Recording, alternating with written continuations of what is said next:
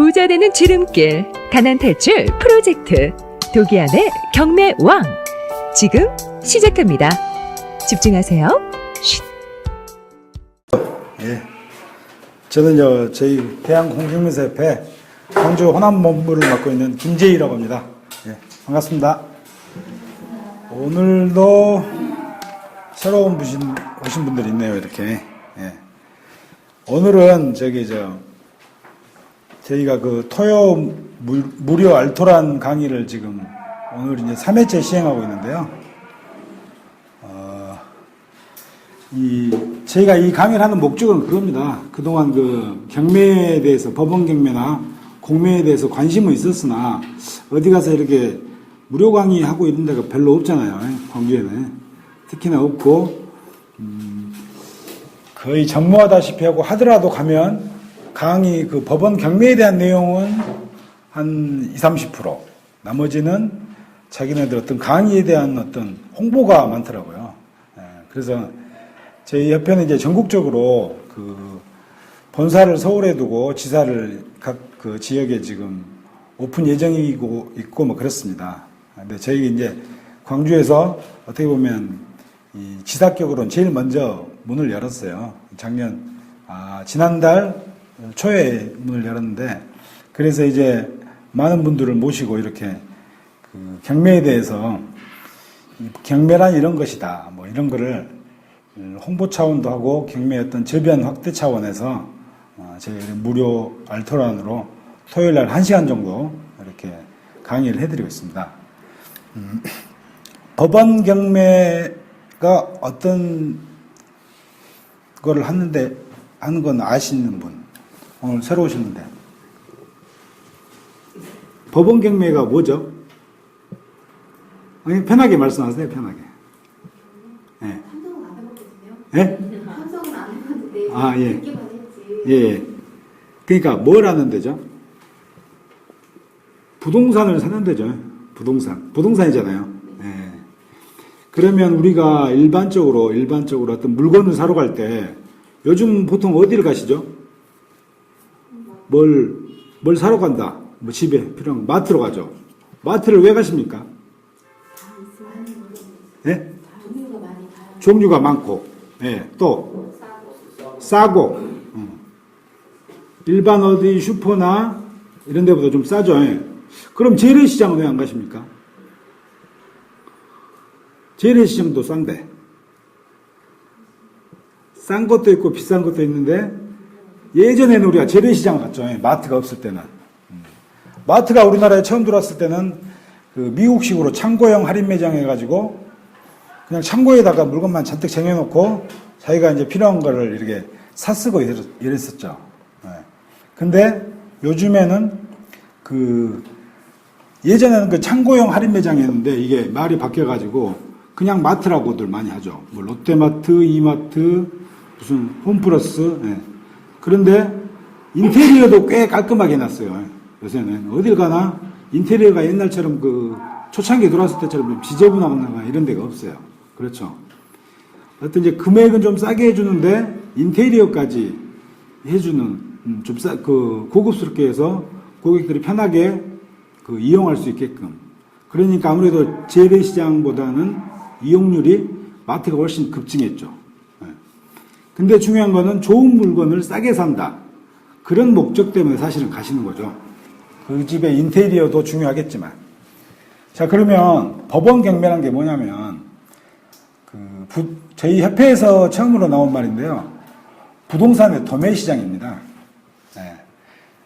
우리가 일반 물건을 뭐 10,000원짜리, 20,000원짜리, 1,000원짜리를 사더라도 조금이라도 100원이라도 싼 걸 사려고 노력을 하죠. 이거 좀 가격 알아보고 조금이라도 싸게 구매를 하려고. 근데 우리가 살 집 혹은 우리가 정말 저희 강의 제목처럼 알토란처럼 모아놓던 그 돈을 투자를 해서 돈을 불리고 싶은데 그러진 못하잖아요. 근데 이 법원 경매와 공매를 들어오시면 도매가에 살 수가 있다. 일반적으로 우리 지금 공인중개사분들이 하시는 그 부동산 그 업소에 가면 사실 금매로 나왔다고 해도 그렇게 싸지가 않아요. 알고 보면.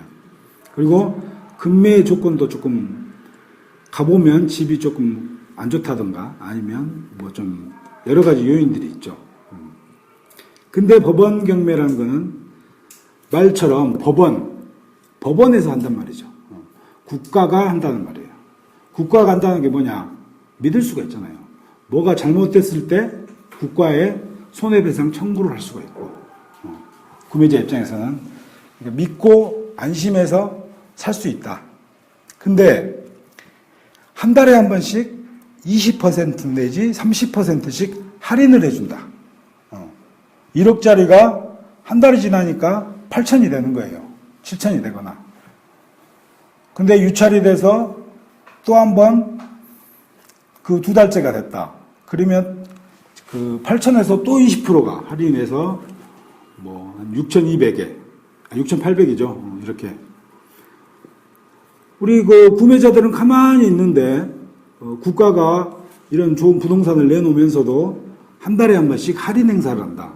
그러면 그 시장을 가야겠습니까? 안 가야겠습니까? 가야겠죠. 근데 뭐가 막히죠? 가고는 싶은데. 이게 법으로 돼 있단 말이에요. 그렇죠. 법으로 돼 있어. 일반 부동산 시장하고의 차이점이 뭐냐면 부동산 중개업소를 가면 그 부동산에 대해서 뭐 압류나 가압류, 뭐 저당 이런 말이 있으면 거기서 그 중개를 할까요? 그 부동산에 대해서 거의 안 합니다. 왜? 불안하니까. 그 만약에 무슨 일이 생기면 나중에 내가 이 부동산을 구매해 놓고도 잘못되지 않을까. 그래서 중개업자들도 사실은 그런 물건은 거래 자체를 하지 않습니다.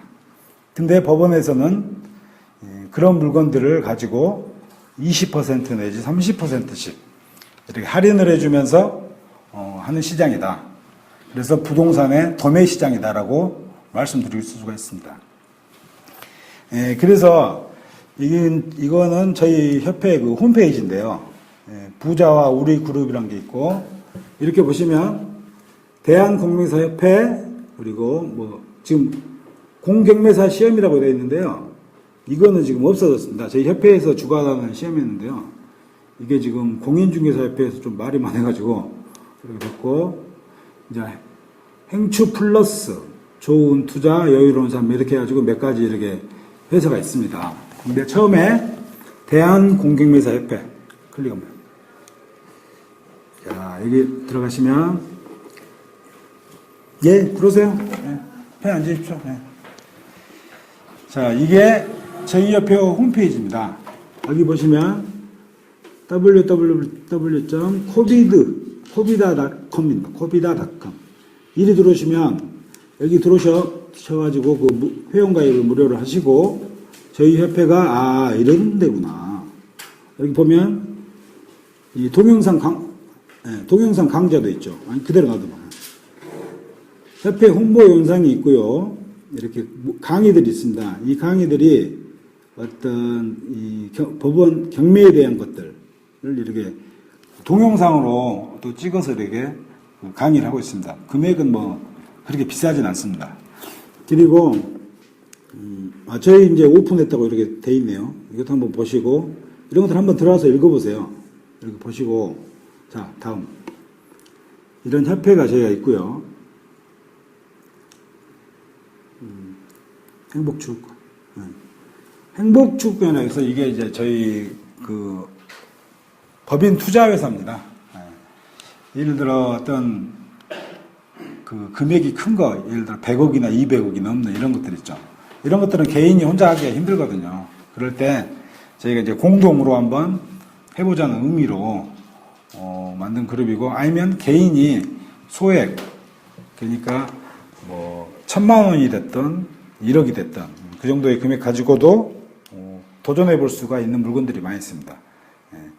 뭐 이런 데 들어와서 서울에 가서 하기 힘들다. 그러면 저희 이 호남 본부로 오시면 됩니다. 그래서 물건들이 뭐가 있고 제가 어떤 금액이 이렇게 있는데 저는 어떤 걸 사고 싶습니다라고 어떤 상담을 하시고 자세히 알아보시면은 마트에 가서 물건을 싸게 사듯이 부동산을 투자든 아니면 자기가 살고 싶은 용도든 그렇게 살 수가 있죠.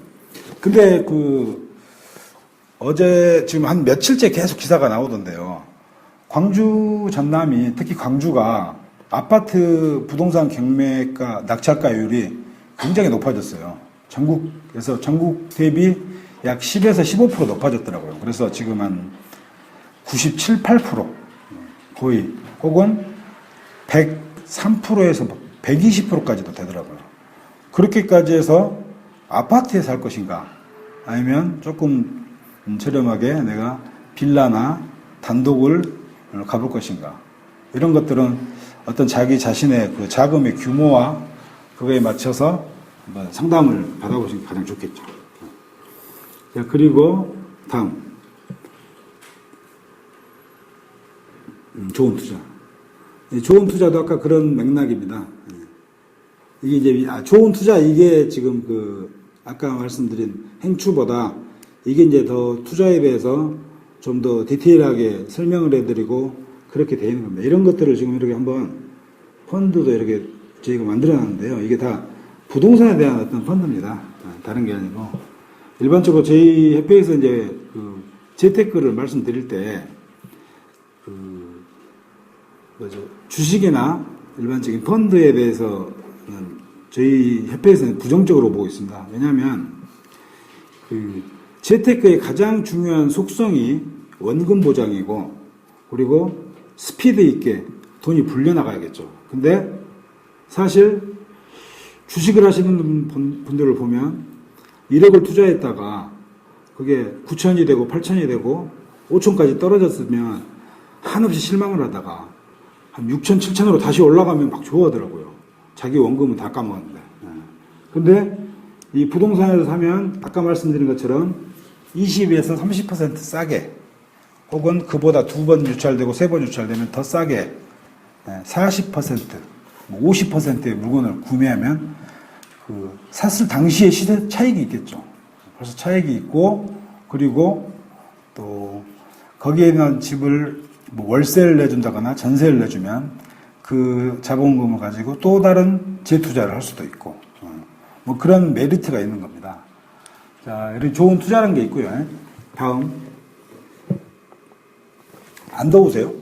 난 덥네 많이. 저 에어컨을 조금만 켤까요? 감사님 이거 빼. 제가 좀 몸에 열이 많은 저기여서 좀 덥네요. 아니, 닫지 마. 그렇게 하면 에어컨으로 켜. 그 지금 난방으로 되어 있을 거니까 에어컨으로. 자, 그리고 다음 카페에 들어가 봐요. 카페.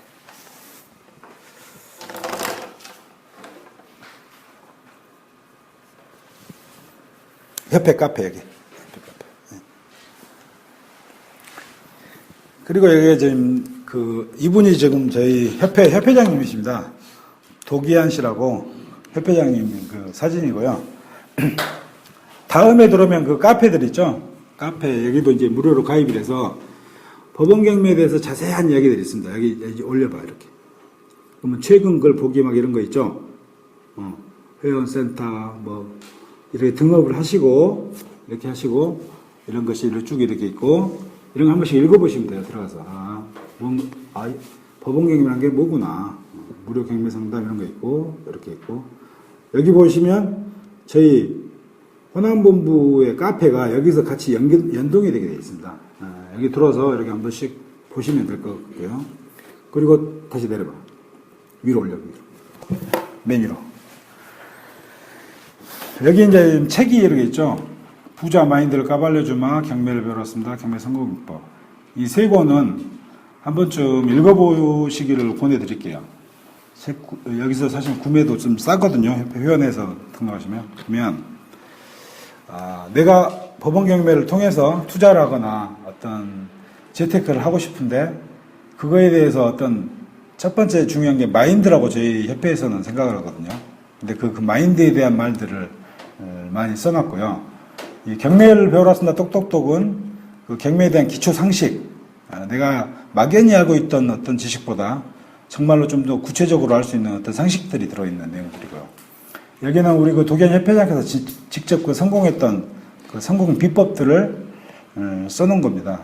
다른 분들은 모르겠어요. 이렇게까지 자세하게 사건 번호도 막 가르쳐 주면서 이런 물건을 이렇게 했습니다 하신 분들이 사실 별로 없어요. 전국적으로 보더라도. 근데 저희는 직접 투자했던 물건들만 이렇게 해서 써놓은 겁니다. 자, 그리고 밑에 보시면 협회의 신문사 기사 양성 아카데미에서 있죠. 저희가 이제 그 협회를 추진하면서 최근에 작년이죠. 작년에 이 협회 신문사, 인터넷 신문사를 냈습니다. 그래서 이걸로 통해서 또 예를 들어 기자가 돼서 내가 좀 더 관심이 있어가지고 이런 기자도 활동을 하면서 해보겠다 하시는 분들은 여기에 또 한번 도전해 보셔도 괜찮을 것 같습니다. 홈페이지는 이렇게 covidnews.com이에요. 코비드 아까 이게 covid.co.kr인데 이게 covidnews.com이에요. 자, 위로 올리면 그리고 이 간단한 맛배기 강의들이 이렇게 있습니다. 이런 것들을 한번 들어와서 보시고 또 올려봐. 그리고 그 여러분들 저번에도 말씀드렸지만 그 새로 오신 분들 위해서 지금 스마트폰들 다 쓰시죠. 스마트폰에 보면 그 팟캐스트라는 게 있습니다. 팟캐스트 아시죠? 팟캐스트 나중에 오시면 팟캐스트 들어보시죠. 팟캐스트 듣고 혹시 오셨나요? 아니구나. 팟캐스트에 보면 그 독이안의 경매왕이라는 게 있어요. 거기 들어와 보시면 또 경매에 대한 그 저희 협회장님이 강의해 놓은 거 있고 각 지사장별로 또 강의해 놓은 내용들이 있어요. 그걸 한번 쭉 이렇게 들어보시고 관심을 한번 가져보시라는 의미입니다. 이게 저희가 홍보라기보다는 이런 걸 다 무료로 배포하고 있거든요, 사실. 그러니까 이렇게만 들어봐도 어떤 경매가 뭐구나, 그리고 이런 투자 방법들이 있고 이렇게 재테크의 수단이 있구나라는 거를 어떤 알아가시라는 법의 그 차원에서 저희가 이렇게 알려드리고 있는 거예요. 그리고 다 됐지. 아까 이제 저기 들어. 바꿔.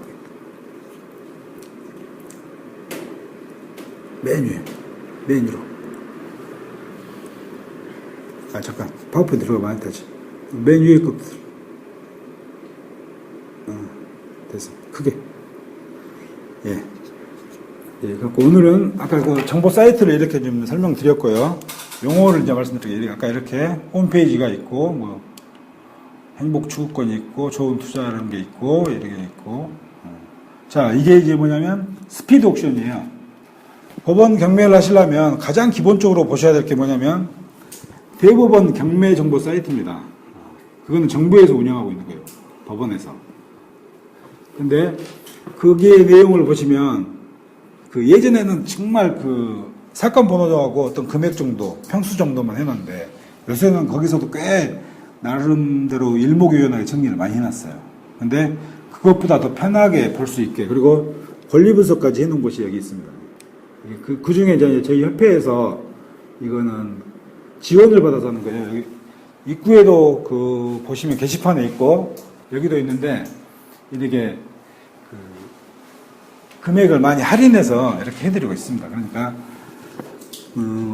공부를 한번 하고 싶다면 이것도 물건을 통해서, 이거를 통해서 물건을 꾸준히 검색을 하면서 보실 수가 있습니다. 이런 것들이 있고요. 자, 이거는 온비드. 이게 뭐냐면 이거는 공매예요, 공매. 아까까지는 제가 법원 경매에 대해서 말씀드렸으면 이건 공매. 인터넷으로 공매라는 건데 그 저번 시간에 말씀을 드렸는데 법원 경매는 무슨 법이라겠죠? 무슨 법에 규제를 받는다? 법원 경매는? 그러죠. 선생님을 처음 그러셨네. 그러면 공매는 뭘 받죠? 국세징수법. 예? 국세징수법. 예, 국세징수법. 예. 이렇게 법을, 다른 법을 그 법에 따라서 이렇게 진행이 되고 있는 거예요. 그래서 이거는 온비드라고, 이건 이제 한국자산관리공사. 거기서 그 진행하는 사이트입니다. 여기에 들어오시면 이 공매로 나와 있는 물건들을 보실 수가 있어요. 근데 전에도 말씀드렸지만 지난주에 강의 받으신 분은 그 경매와 공매의 가장 큰 차이점이 제가 뭐라겠죠? 우리 잠깐.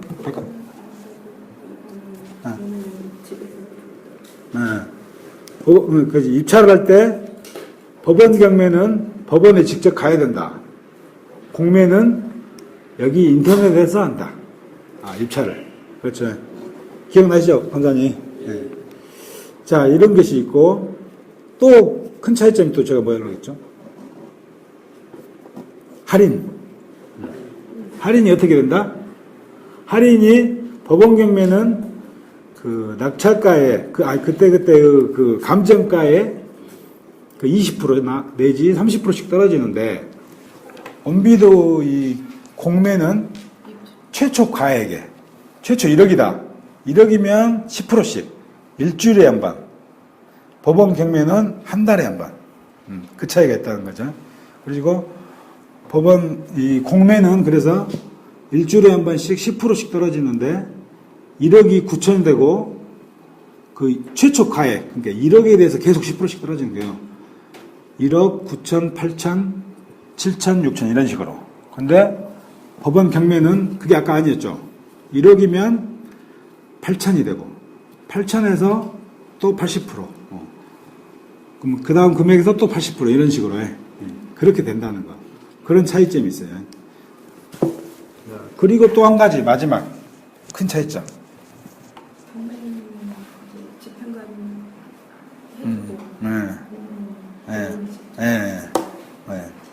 그 법원 경매는 그 부동산에 대한 것을 이게 얼마짜리인가 감정을 평가해야 할 겁니까? 그럼 감정 평가사한테 시키는 그 판사가 시키거든요. 그거는 경매와 공매가 동일합니다. 어떤 부동산에 대해서 감정을 평가하는 것은 감정 평가사에게 시키죠. 그런데 법원 경매는 그 부동산에 대해서 소유 관계, 그 어떤 전월세 관계가 어떻게 되어 있느냐, 뭐 어떤 채권자들이 몇 명이나 있느냐, 뭐 이런 것들을 다 그 법원의 사무관, 집행관을 시켜서 조사를 해요. 그래서 그런 걸 아까 말씀드린 대법원 경매정보 사이트에 올려놔요. 근데 공매는 그렇지 않습니다. 조사를 누가 해야 돼요? 투자자는 본인이 해야 돼요. 그래서 사실 이 공매 시장에 접근하는 그 비율이 굉장히 낮습니다. 사람들이 자기가 조사해. 그렇지 않아도 법적인 용어들도 많고 법적으로 뭐 문제가 많은 것 같은데 내가 조사하라? 나 모르겠는데. 그래서 많이 어떤 여기는 투자가 좀 적죠. 그리고 아까 보신 우리 카페, 그리고 이게 저희 이 호남본부 이거 블로그입니다. 블로그가 있고 이렇게 또 있고 네이버에도 있고 다음에도 있고 다 있어요. 있고 아까 협회 신문 말씀드린 여기 보시면 이렇게 여러 가지 읽을 것들이 많이 있어요. 이거 한번 가서 들어가서 읽어보시면 괜찮아요. 그리고 아까 말씀드린 팟캐스트, 이게 저희 팟빵인데요. 저희 순위가 한때는 50위까지 올라갔었는데 또 이거는 언제까지 모르겠네요. 이렇게 있고요. 자, 그러면 이제 경매의 그 이제 어떤 용어들, 기본적인 용어들이에요. 네. 용어를 좀 원래는 이걸 안 하려고 했는데 그래도 아무래도 조금은 해드려야 될 것 같아가지고 그 어떤 용어들에 대해서 이렇게 한번 말씀을 드릴 거예요. 이거는 적으셔도 되고 그냥 이렇게 들으셔도 돼요. 굉장히 그 쉽게 설명을 해드릴게요. 자, 처음에 나오죠. 말소 기준 권리. 말소 기준 권리. 이거는 그 어떤 법적인 용어가 있는 건 아닙니다. 법적으로 이런 말은 없어요. 말소 기준 권리라는 것은. 근데 어떤 그 부동산에 대해서 어느 시점까지 이게 그 권리 관계가 말소가 되느냐 안 되느냐 그런 것이거든요. 그래서 말소 기준 권리는 6개가 있죠. 저당, 근저당, 담보 가등기, 그리고 압류, 가압류, 경매 개시 결정 등기. 근데 제가 나중에 말씀드린 압류, 가압류, 경매 개시 결정 등기, 이것이 강제 경매예요. 이게 아까 여기가 저거 있었나? 잠깐만요.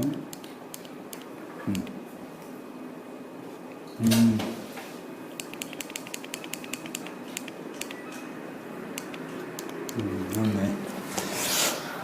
말소 기준 권리가 6가지가 있는데 그 중에 압류, 가압류, 담보 가등기가 경매 개시 결정 등기가 이 강제 경매고요. 그러니까 좀 압류, 가압류 말만 들어도 조금 이렇게 좀 뭔가 이렇게 답답하죠. 답답하고 뭔가 좀 잡고 있는 것 같다, 강제적인 것 같다. 그리고 임의 경매가 저당, 근저당, 담보 가등기 이렇게 3가지가 있다. 뭐 이 정도 아시면 되고요. 이런 것들은 아까 스피드 옥션에 들어가셔도 되고 아니면 뭐 대부분 경매정보 사이트에 들어가 보면 뭐 사건 번호가 있어요. 사건 번호가 그거 한번 열어볼래요. 스피드 옥션. 이걸 한번 보여드리면서 설명을 드릴게요. 아무래도 인터넷 경매에서 스피드 옥션 들어가면 로그인하고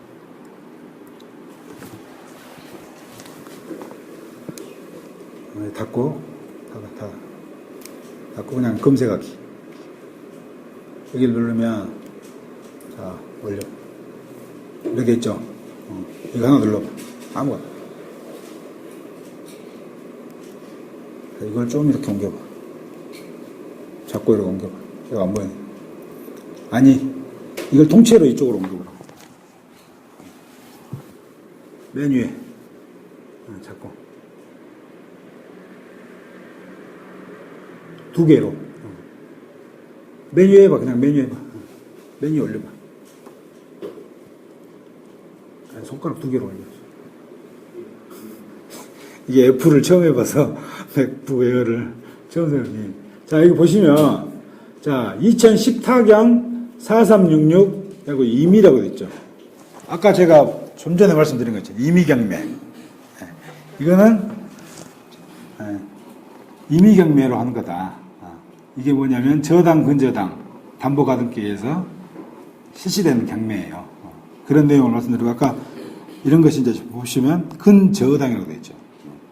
이렇게 붙으면 이런 것을 임의 경매가 나옵니다. 토지 소멸 기준. 토지만 소멸이 된 아까 제가 말씀드린 그 말소 기준 권리 거기서 이런 게 있다. 이렇게 그냥 기본적으로 알아두시면 돼요. 자, 닫고 다시 파워포인트. 자, 그 다음에 매각 개시 결정. 말 그대로입니다. 그 부동산을 매각을 해야 되는데 그걸 개시하는 결정을 한다. 이게 저번 시간에 이제 말씀드린 건데 이게 며칠 걸린다겠죠? 일주일. 7일 걸리는 겁니다. 이게. 어떤 물건이 나왔는데 그 물건을 매각을 하기 위해서 판사가 판단을 해야 할까요? 이걸 팔아야 돼 말아야 돼 하고 판단하는 그 어떤 시기가 있습니다. 그게 일주일. 그리고 그 다음 매각 물건 명세서. 이 매각 물건 명세서라는 게 뭐냐면 여기 보면 매각기일 일주일 전까지 법원에 피차에 열람할 수 있게 됐다. 이렇게 써있죠. 이게 선생님 같은 경우에는 예전에 혹시 경매를 해보셨나요? 선생님? 한 번도 안 해보셨어요. 그 예전에 보면요. 예전에는 그 아까 말씀드린 대법원 경매정보 사이트가 그렇게 활성화가 되지도 않고 없었어요. 예전에. 그래서 이렇게 비치를 했어요. 법원에 가면. 그 매각 물건에 대해서 아까 그런 사건 번호 뭐 이런 게 나와 있고 그 뒤에 뭐 등기부 등본이나 이런 것들이 쭉 이렇게 붙어 있었어요. 그래서 그 물건들을 오신 분들이 검색을 하고 보고 자기가 이것을 해야 될까 말아야 될까 판단할 수 있는 어떤 기준이 되겠죠. 네. 우리가 이 재테크를 하는데 가장 중요한 게 아까 원금 보장하고 스피드라고 했는데 그거를 점을 쳐서 할까요? 점을 쳐서 하진 않겠죠. 정확한 이 부동산의 권리관계가 어떻게 되고 이 부동산을 내가 이 경매를 통해서 구매를 해도 낙찰을 받아도 문제가 없겠는가를 검토할 수 있게끔 해준 서류들입니다. 그래서 이렇게 보시면 이게 이제 그걸 제가 이렇게 파워포인트로 작업을 해놓은 건데요. 그 매각 대법원 그 명세서가 이런 식으로 생겼습니다. 아까 스피드 옥션하고 좀 틀리죠. 네. 이렇게 보시면 사건 내역이 이렇게 있고 기일 내역이 있고 무권 송달 내역 이런 것들이 있습니다. 이런 거를 보시면 이렇게 사건은 뭐 타경 그리고 여기에 강제경매. 강제경매는 아까 뭐라 그랬죠? 네. 압류나 가압류 이런 것에 관련 것이다. 네. 그렇게 아시면 돼요. 그래가지고 이제 저녁에 가서 오늘 딱 배웠으니까 집에 가서 식사를 하시다가 스피드 옥션 뭐 있는데 이런 게 사건 번호가 이렇게 돼. 그러면 그게 뭐야? 하고 물어보면 타경이 나오네. 뭐 타경? 타경이면 경매네. 하고 이제 아는 척 한번 쓸 수 있겠죠. 한 번 정도. 네. 타경이 붙으면 경매다. 근데 강제 경매는 뭐다? 임의 경매는 뭐다? 그 정도의 기본 지식은 알고 가야 된다. 경매를 하고 싶으면. 그렇죠. 자, 배당 요구 종기 내역 이런 게 있죠. 이거 뭘까요? 배당 요구 종기 내역. 이게 저번에 들으셨으면 딱 이해가 되는데, 이 경매라는 게 어떤 채권 관계, 채권자와 채무자, 돈을 빌려준 사람과 돈을 갚아야 될 사람 사이에 돈을 안 갚아서 생긴 것이 결국은 문제가 돼서 법원에 그 부동산이 경매로 나온 거겠죠. 그러면 채권자, 돈을 받을 사람들이 돈을 받아가야 될 그 내역입니다.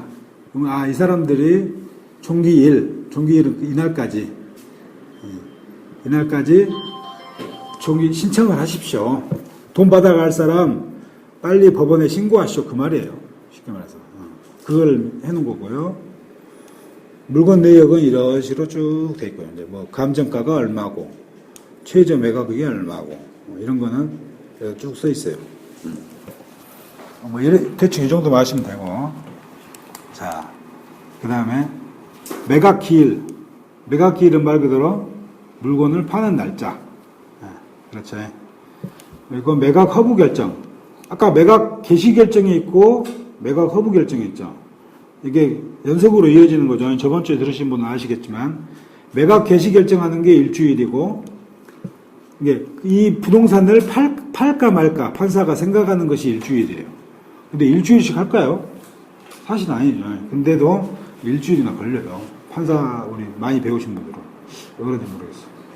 그리고 매각 허브 결정. 파는 거를 결정하는 것도 일주일. 이거를 파는 거에 대해서 어떤 사람한테 팔까 말까를 결정하는 것도 일주일. 뭐 그런 겁니다. 그렇게 정도만 이해하시면 되고. 자, 그래 놓고 또 매각 허브 결정에 대한 확정, 불확정을 또 결정을 해줘야 돼요. 이거는 누가 또 판사가 이것도 역시. 말 그대로예요.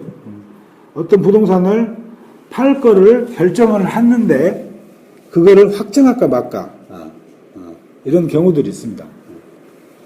이런 경우들이 있고 그 다음이 과잉 매각. 과잉 매각이 뭐냐면 아까 채권자와 채무자 사이에 채권자가 빚이 3억이에요. 3억인데 자기가 가진 부동산이 3억짜리 아파트가 2개고 10억짜리 아파트가 뭐 건물이 하나 있어요. 근데 그 채권자가 지식기 내가 다 죽여버려야겠다 해서 그 전체 물건을 싹 다 그 3개를 다 해서 경매를 친단 말이에요. 법원에.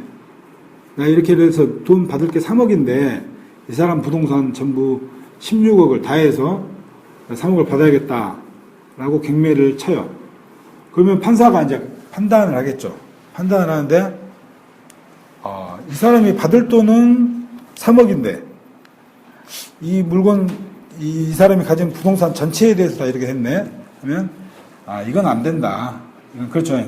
어떻게 보면 지극히 합리적인 거예요. 받을 수 있는 만큼만 가지고 그걸 쳐라. 그래서 과잉 매각이라 해서 판사가 이거를 놓여버립니다. 이건 안 된다. 그런 의미고요. 그러니까 지금 제가 이렇게 설명드리는 것들이 지금 처음 대부분 접하시는 분들이고 하니까 굉장히 여러분들 같은 그 눈높이에 맞춰서 설명을 해드리고 있는 거예요. 이게 이제 법적으로 말씀드리면 부동 채권자와 채무자야 지금 말이 굉장히 복잡하거든요. 네, 어렵고 지금도 약간 졸릴랑말랑 하신 분들이 있는 것 같은데, 근데 이렇게 좀 쉽게 설명을 해드리고 있는 겁니다. 자, 그러면 배당 요구, 배분 요구인데 왜 잘못 썼네요. 배당 요구, 배분 요구예요. 근데 배당 요구 아까 그거 보셨죠? 제가 채권자인데 이 채무자에게 돈을 얼마를 받아야 됩니다 하는 거, 그런 거를 요구하는 거. 그러면 배분 요구는 뭘까요? 예? 그 배분을 유대에 따라서 이제 사람들한테 나누는 거? 그럼 배당은?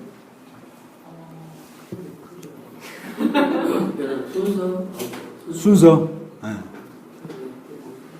똑같은 말입니다. 순서에 정해서 주는 겁니다, 사실은. 근데 배당 요구란 말은 법원 경매에서, 배분 요구라는 것은 아까 말씀드린 공매. 예, 공매에서, 그러니까 똑같은 말인데 배당이든 배분이든 어떤 돈 받을 사람들이 있으면 그 사람들 순서가 있을 겁니다. 그 순서대로 이렇게 주는 건데, 경매에서는 말을 배당 요구로 하고 공매에서는 그냥 배분 요구라고 말을 한다. 그렇게 하시면 돼요. 자, 순서를요. 먼저 접수순이에요? 아니면 그게 큰 순이에요? 예, 이제 이거는 이제 그 나중에 권리 분석을 들으시면 자세히 알 수 있어요. 근데 간단히 제가 설명을 드릴게요. 간단히 설명드리면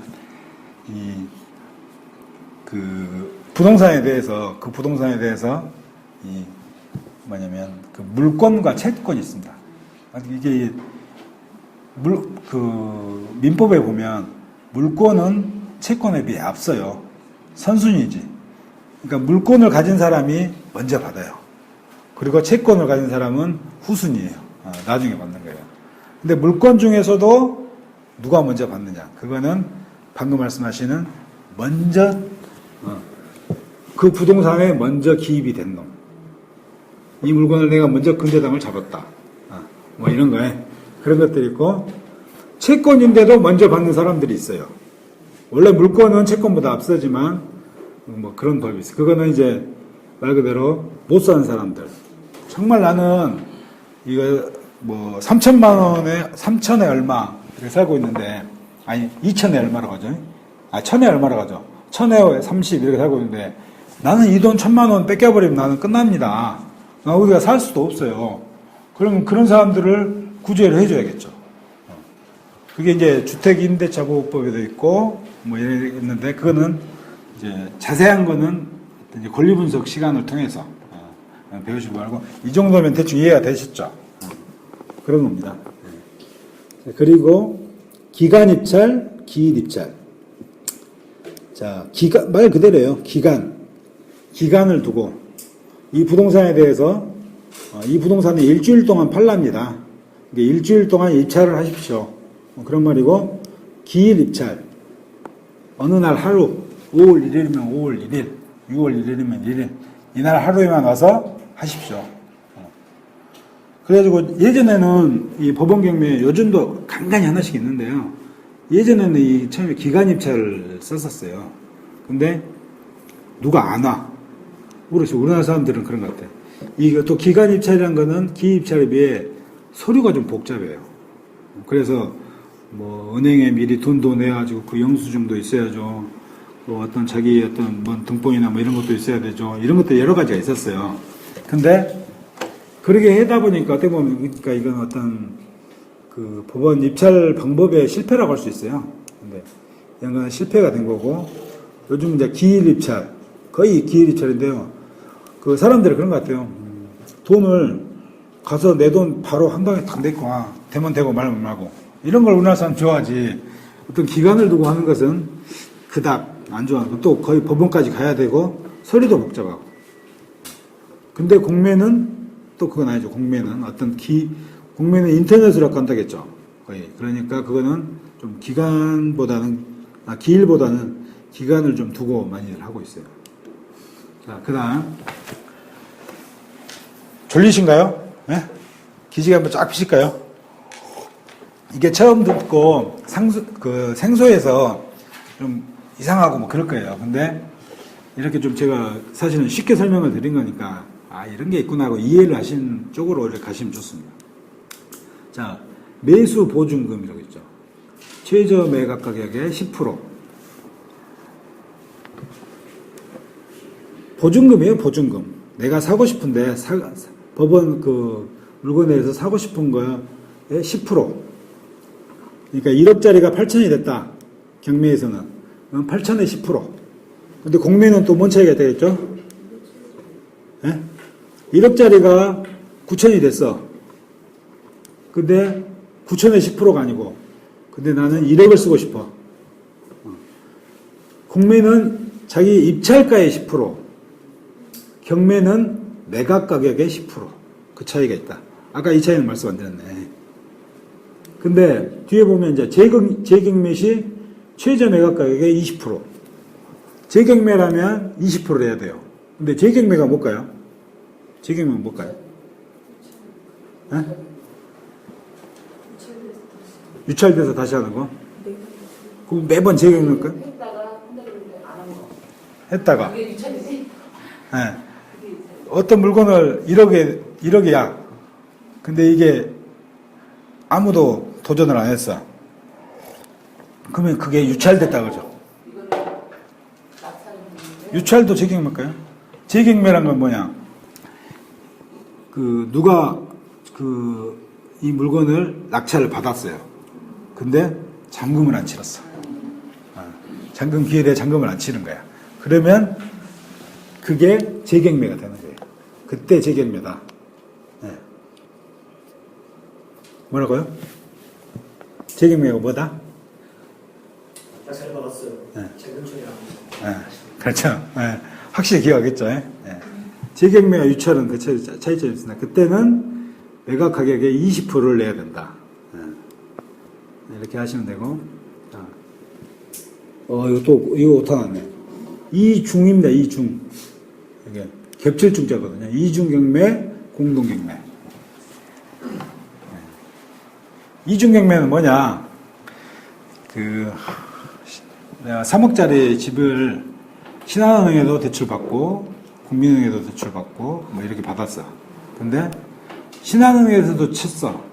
근데 좀 있다가 국민은행에서도 또 쳤어. 경매를 친 사람이 이 사람도 있고 저 사람도 있고, 뭐 후순위 채권자들도 있고, 그게 막 겹쳤어. 그거 겹칠 중자. 이중으로 경매가 됐다. 그런 뜻이고요. 공동경매. 공동경매는 한꺼번에. 한꺼번에. 이 사람 물건이, 어떤 사람은 부동산이, 아니, 거기 앉으면 안 돼. 뒤에 앉아야 돼. 가려. 어떤 사람은 부동산이 하나가 있고 두 개가 있고 세 개가 있어. 이거를 다 한 번에 소유자가 한 명이야. 그러면 한 번에 치는 게 낫겠죠.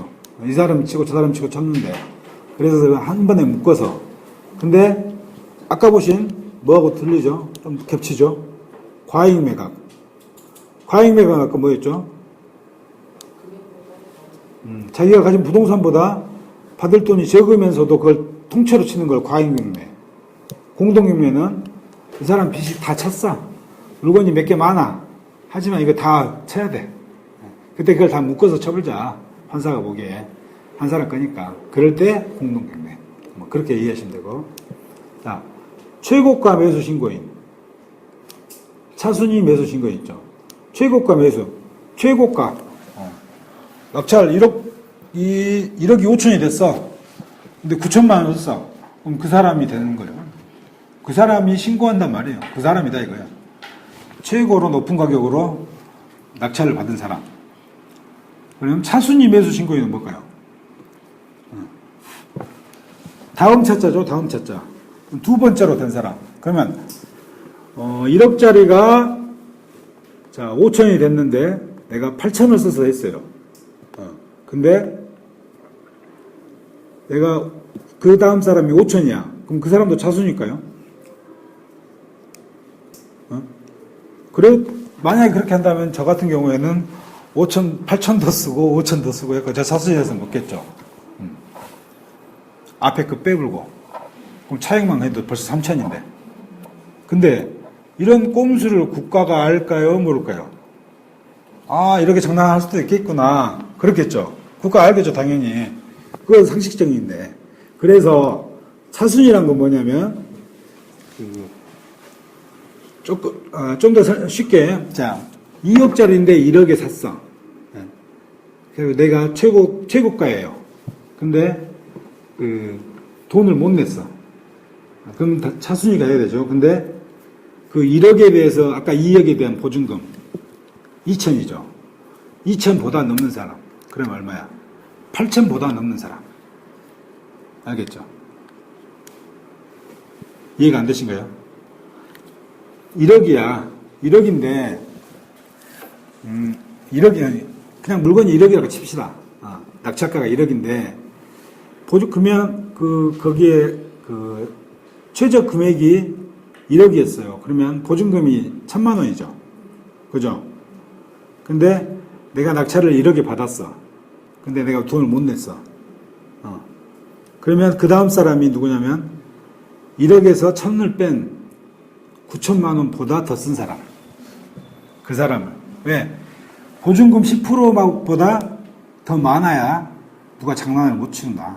아까처럼 8천하고 5천을 써서 3천의 차가 있는데 그럼 누구나 다 그렇게 들어가겠죠. 근데 이렇게 방금 말씀드린 것처럼 1억을 쓰고 그 다음 사람이 9,500을 썼단 말이야. 그러면 그 1,000만 원의 갭에서 차이가 있죠. 그 차이를 가지고 장난을 못 치게끔 그래서 그 사람들만 차순위라고 합니다. 그 사람들만. 자기의 그 사람의 최고 낙찰가보다 10% 이내의 범주에 들어온 사람. 그렇게 이해하시면 편하겠죠. 그래서 그 법원에 가보시면 이제 그 입찰장에 가보시면 그날에 딱 경매를 다 해요. 하고 나서 누구 어떤 물건에 대해서 한 20명이 됐어. 20명이 입찰을 했어. 근데 한 명이 당첨이 됐어. 그래서 딱 나가서 보면 누구 약간 이쪽으로 가세요 하고 한 20명 다 이런 우르르 보냅니다. 옆으로. 그러면 누구씨 하고 불러가지고 낙찰됐어요. 뭐 쓰고 있어요. 그 사람이. 그게 뭐냐면 낙찰 허가증 뭐 이런 걸 쓰는 거거든요. 그러면 저 사람이 낙찰이 됐구나 이렇게 보시면 돼요. 근데 차순위가 있네요. 차순위 매수 신고하실래요? 물어봐요. 그 뭐냐? 아까 말씀드린 10% 이내에 든 사람, 그 사람들만 차순위가 돼서 신고를 할 것 같으면 정말 갖고 싶으면 신고를 하고 자기가 몰라서 그냥 이렇게 했는데 안 되면 안 하면 되고 이거는 해도 되고 안 해도 되는 거예요. 그래서 매수에 대해서 신고라고 하죠. 신고. 하고 싶으면 하고 하기 싫으면 말하라. 뭐 그런 의미예요. 그래서 차순위 매수 신고일이라는 게 있고요. 자, 일괄 매각. 아까 공동 경매했던 거를 일괄적으로 매각합니다. 뭐 이렇게 생각하시면 돼요. 가장 간편하게. 네. 자, 그리고 무잉여 경매 취소. 무잉여. 잉여죠. 잉여가 뭐예요? 남는 것. 뭐가 남는 거죠, 잉여. 근데 남는 것이 없다. 없을 무자거든요. 남는 것이 없으면 경매를 취소해버린다. 그 말입니다. 남는 게 없으면. 네. 그 어떤 부동산에 대해서 선순위가 국민은행이 있네요. 그 다음에 신한은행이 있어. 내가 경매를 쳤는데 내가 치고 싶어. 내가 쳤어. 내가 돈 받고 싶어서 안 주니까. 근데 내가 3순위야. 순위가 좀 밀려있죠. 아까 그 배당하고도 관계 있는 거예요. 첫 번째 받은 사람, 두 번째 받은 사람, 세 번째. 그게 난데 이 경매가 10억짜리인데 이게 계속 유찰이 4번, 5번이 돼서 한 3억이 됐어. 10억짜리가. 근데 그 3억 가지고 누가 낙찰이 됐네요. 근데 처음에 신한은행, 그 다음에 국민은행, 이 사람들이 돈을 받아가. 그리고 내가 돈을 받을 게 없어.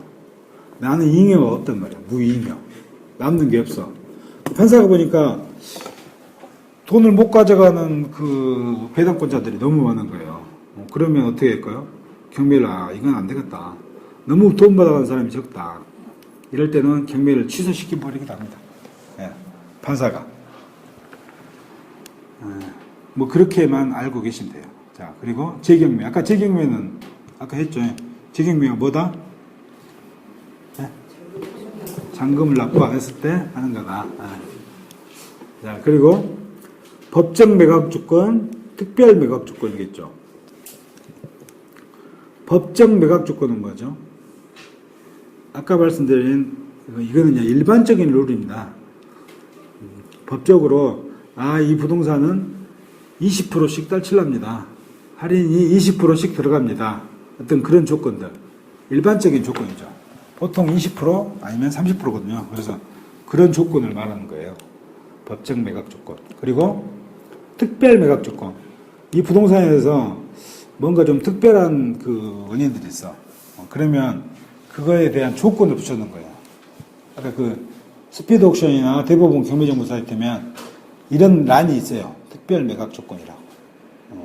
그런 조건들을 이렇게 한 번씩 보시고 여러 가지가 다양하거든요. 사례들이 다양하니까 그런 걸 보면서 아시면 돼요. 선순위 가처분이 이거 좀 법적으로 들어서 어려워요. 어려우니까 이건 또 조금 공부를 해야 되고. 이게 이제 마지막인데요. 공유자 우선 매수권. 말 그대로 공유자. 부동산이 하나 있어. 근데 이게 어머니한테 부모님한테 물려받은 거야. 그래서 형제가 3형제야. 그러면 3명이 공유를 하는 거겠죠. 3명이 공유를 해, 그 부동산에서. 근데 그 공유 중 한 사람 중에 나 혼자서 나만큼의 지분을 어디다 대출을 받았는데 경매에 들어갔어. 그럼 나머지 2명은 벙 뜨겠죠. 그러니까 그 어떤 부동산에 대해서 3분의 1만큼이 경매가 들어간 거예요. 그럴 때 공유자가 나머지 2명한테 먼저 우선 매수권을 준다. 누가 낙찰을 받았어요. 최고가 낙찰을. 그 사람한테 그 가격으로. 너 이 가격이 있는데, 이제 판사가 물어봐요. 이제 송달을 해주죠. 우편으로 송달을 해주는데, 이 부동산이 이 가격에 낙찰이 됐습니다. 얼마에. 근데 이것으로 당신이 공유자이니까 우선 살 수 있으니까 우선 살라요 말라요 물어보는 거예요. 그게 공유자 우선 매수권. 그런 겁니다. 이해하시겠죠? 이해를 전혀들 못하셨는데 대답을 안 하시네. 이해하셨어요? 예. 혹시 또 뭐 질문? 오늘 여기까지 했는데 질문 사항 있으실까요? 이건 뭐 이해가 안 된다. 특별히 질문할 것도 없죠. 잘 모르니까. 그렇죠. 이걸 뭘 좀 알아야 질문을 하는데 모르니까 에어컨 꺼버린다. 모르니까 질문하기도 좀 거시기하고. 근데 저희가 이제 저희 협회에서는 그렇게 생각을 해요. 다른 데 가보시면은 어떻게 느끼실지 모르겠지만 지금 이 용어들도 나오고 그러죠. 그래서 그 권리 분석을 굉장히 중요하게 생각해요. 사실은 그런데 권리 분석이 그렇게 힘든 일이 아니야. 아까 그 스피드 옵션 한번 떼어보세요. 왜냐하면 이 권리 분석이라는 게 사실은 아까 그 처음에 말씀드린 말소 기준 권리를 토대로 이게 어떻게 누가 돈 받아간 사람이 몇 명이나 되고 내가 돈을 물어줄 게 얼마나 되느냐. 투자 입장에서 그것만 사실 판단하면 돼. 일단은 이 물건이 좋고 나쁘고를. 그러면 아까 처음에 말씀드린 거 맥락이 들은 게 우리가 물건 어디서 산다겠죠? 마트. 그러면 부동산 어디서? 법원 경매를 통해서. 그럼 되도록이면 비싼 걸 살까요? 싼 걸 살까요? 신거는 누가 손 안 대겠죠. 최소한 2-3번 유찰이 된 물건들. 그러면 벌써 한 40% 내지 60%가 싸진 거잖아요. 그런 물건을 사는데 이거 한번 눌러봐요. 그런 걸 사는데 자, 이렇게 보시면 이게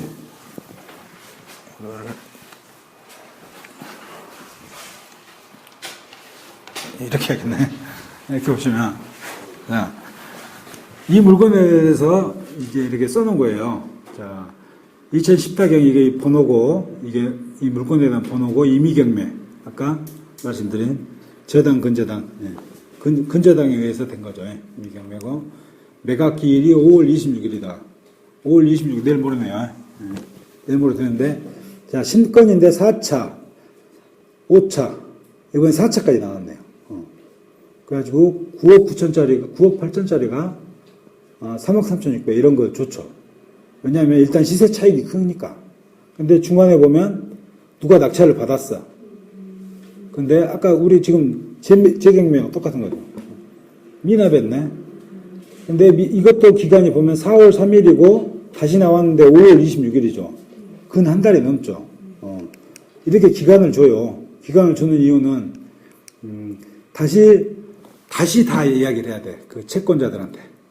이게 이렇게 돼서 이 사람이 미납을 해서 날짜만 다시 재경매에 들어가요. 뭐 이런 것들을 송달하고 찍어하는 뭐 이런 시간이. 이거 그럼 낙찰했을 때 보증금 있잖아요. 예. 그거 돌려드린 거예요? 계약 끝으로 안 돌려드린 거예요? 안 돌려주죠. 진짜요? 보증금은 안 돌려줍니다. 이때는. 그러면 그 보증금은 어떻게 할까요? 한다는 얘기네요, 지금. 그렇죠. 이 보증금은 국가가 갖고 있다가 나중에 낙찰을 받은 사람. 그럼 낙찰가가 이제 더 적겠지만 그 금액하고 합쳐서 배당을 해줍니다. 네. 네. 네.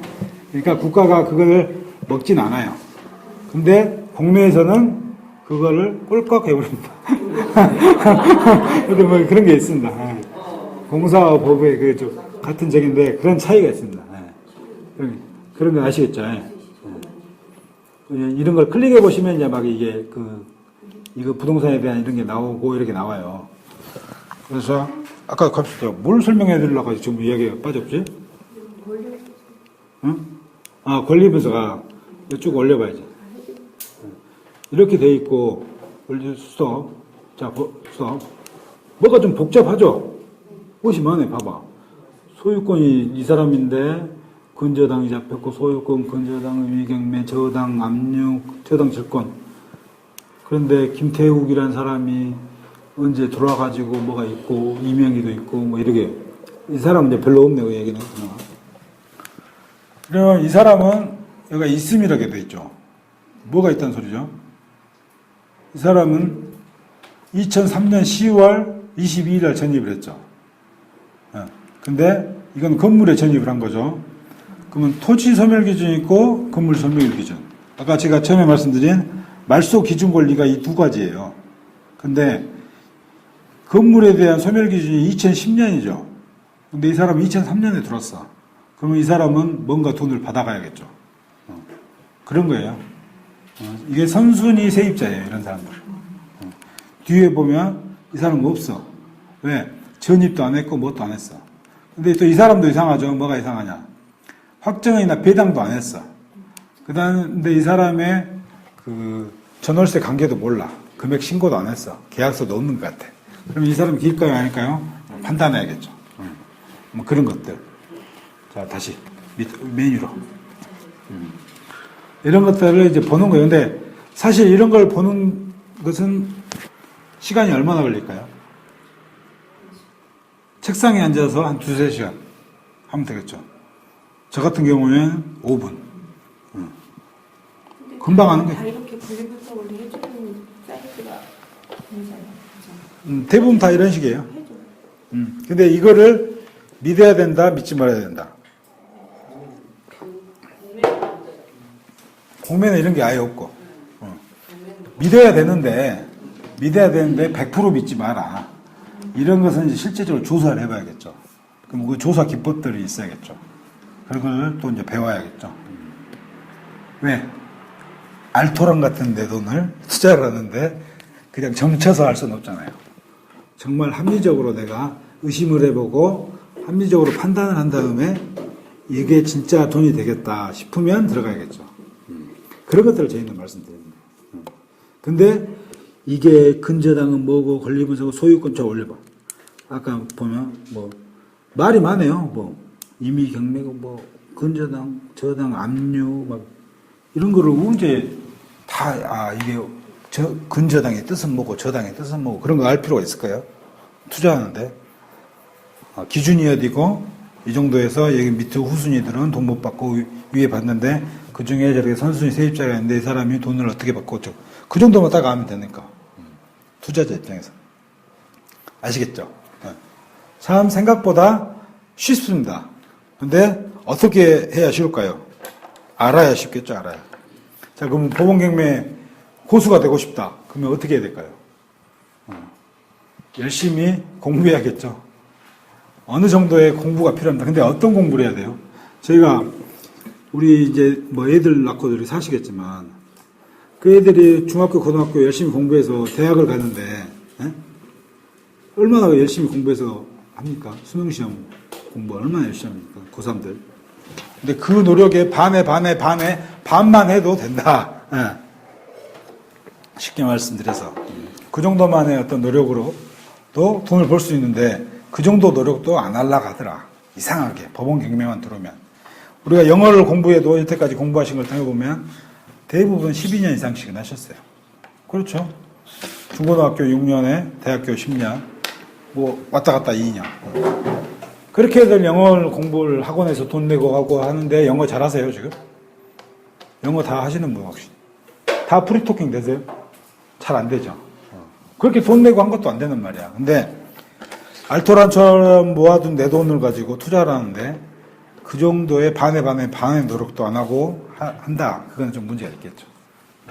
약간의 열성과 그 공부에 대한 어떤 생각들을 갖고 계셔야 된다. 오늘은 여기까지 해서 마치겠습니다. 감사합니다.